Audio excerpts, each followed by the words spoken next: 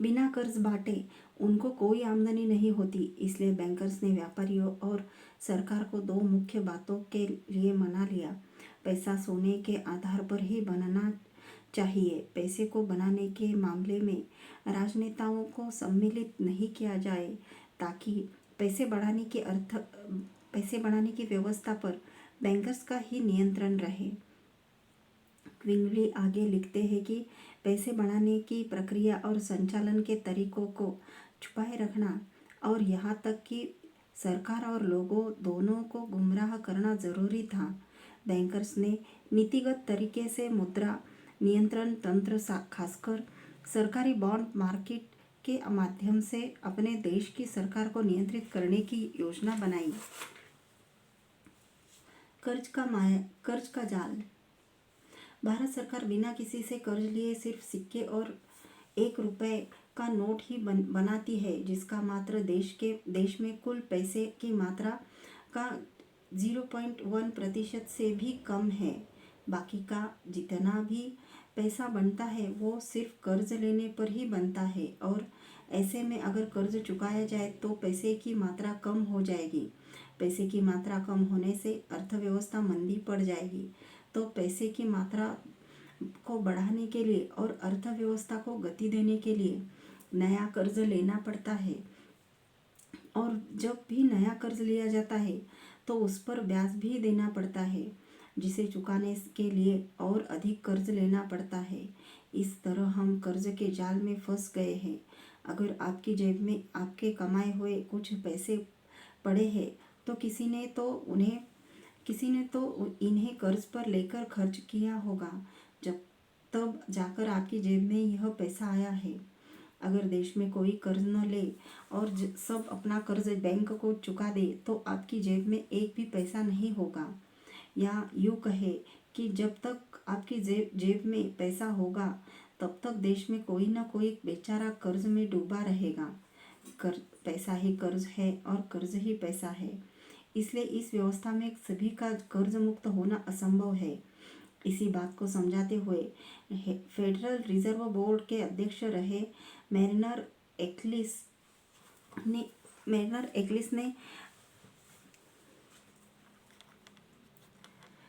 Achilles ने कहा, अगर हमारी पैसे की व्यवस्था में कर्ज नहीं होगा तो देश में एक भी पैसा नहीं होगा, क्योंकि पैसा ही कर्ज है और कर्ज ही पैसा है।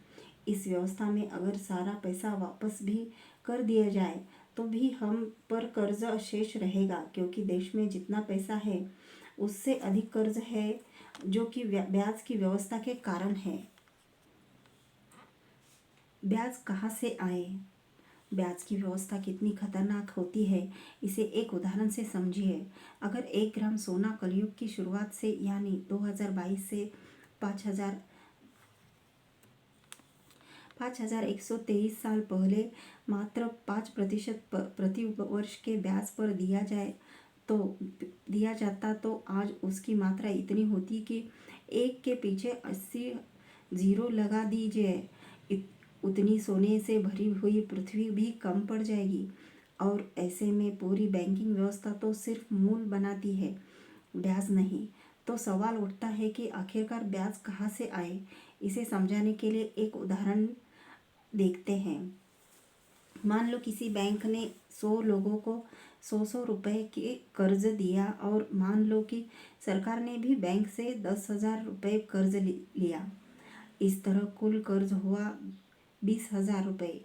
इस पर 10% वार्षिक ब्याज लगाया गया। अतः 1 साल बाद हमें बैंक को 22,000 रुपये लौटाने होंगे, लेकिन बैंक ने कुल 20,000 रुपये ही जारी किए हैं, जिसकी वजह से चलन में कुल 20,000 रुपये ही है।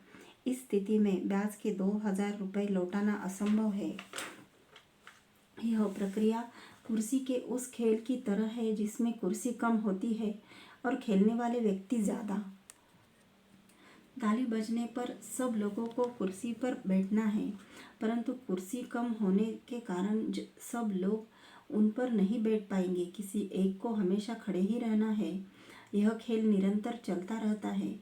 कहते हैं, प्रेम, युद्ध और कंपटीशन में हर चीज़ जायज़ है। यह व्यवस्था कंपटीशन पैदा करती है। इसलिए पूरा समाज पागल होकर अपना धर्म और कर्तव्य भूलकर एक ही चीज में लगा है, अधिक से अधिक धन कमाना। हर कोई कहता है कि कलयुग आ गया है और लोग लालची हो गए हैं, लोग बुरे हो गए हैं, अब सुधार नहीं हो सकता। कुछ लोग हार मान लेते हैं, परंतु कुछ समाज सेवी संत महात्मा यह समझाने में लगे हुए हैं कि संग्रह मत करो, जो इस व्यवस्था में कभी नहीं हो पाएगा। बहुत लोग इस अभियान में लगे हैं कि अगर पूंजीपति अपना सारा धन गरीबों में बांट दे तो गरीबी खत्म हो जाएगी, किंतु इस व्यवस्था में यह भी असंभव है। सब लोग अपने वर्ग के शोषण का कारण किसी दूसरे वर्ग को ठहरा देते हैं।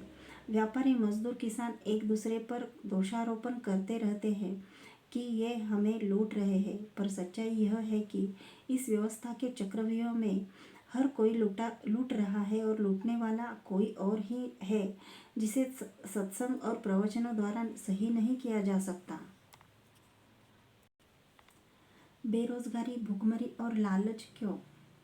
यूरो सिस्टम के निर्माण में सहायक रहे बर्नार्ड लिएटर लिखते हैं, लालच और प्रतिस्पर्धा अपरिवर्तनीय मानव स्वभाव की वजह से नहीं है, बल्कि लालच और कमी का डर लगातार बनाया जाता है, जो हमारे द्वारा प्रयोग किए जा रहे पैसे का एक सीधा परिणाम है। सबको खिलाने के लिए पर्याप्त भोजन की तुलना में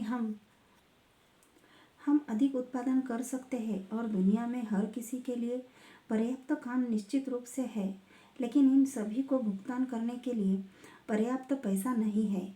कमी हमारी राष्ट्रीय मुद्राओं में है। वास्तव में केंद्रीय बैंकों का काम ही है कि मुद्रा की कमी करे और कमी को बनाए रखे। इसका सीधा परिणाम यह है कि हमें जीवित रहने के लिए एक दूसरे के साथ लड़ना पड़ता है।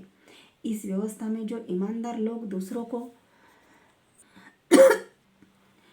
को लूट या मार नहीं सकते, उनके पास इस व्यवस्था से समझौता करना या फिर आत्महत्या करने का ही विकल्प बचता है। इस व्यवस्था में ईमानदारी के कोई जगह नहीं है। आत्महत्या या हत्या।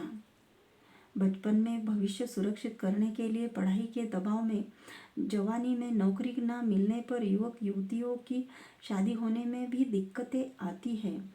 इस निराशा में हजारों नौजवान आत्महत्या करते हैं। इस व्यवस्था में सबके लिए जगह नहीं है। बैंकों द्वारा पैदा किए गए ये कृत्रिम अभाव, गरीबी और स्पर्धा लोगों को चोरी, लूट, हत्या, धोखाधड़ी और आत्महत्या करने पर मजबूर करते हैं। हर साल भारत में लगभग 15,000 किसान आत्महत्या करते हैं और पूरे विश्व में हर साल होने वाली कुल 8 लाख आत्महत्याओं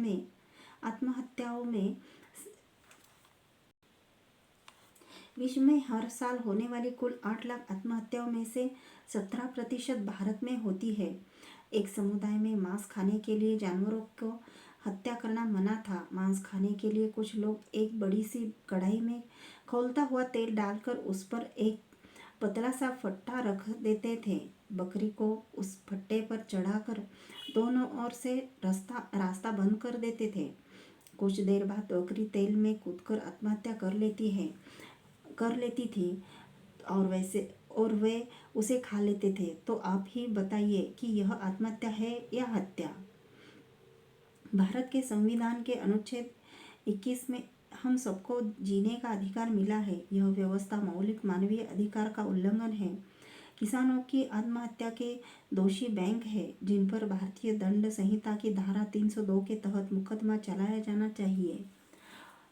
बंधुआ मजदूरी। कहते हैं कि किसी ने एक बार गलती से लोन पर घर ले लिया तो वो व्यक्ति अपने बॉस का पालतू कुत्ता बनने को मजबूर हो जाता है।